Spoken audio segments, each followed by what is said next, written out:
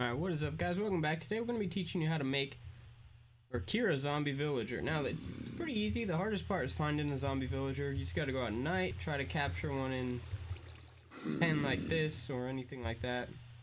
The reason I do it like this is so I can still get in there. What you're going to need is a splash potion of weakness and a golden apple. Go ahead and go up and throw the splash potion at him.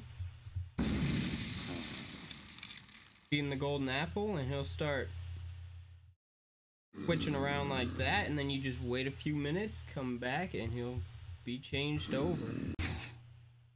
And there we go guys, it's been about 5 or so minutes and our guy is just changed over.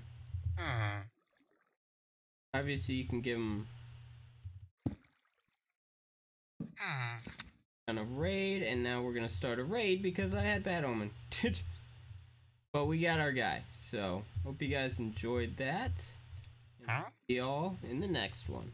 Peace.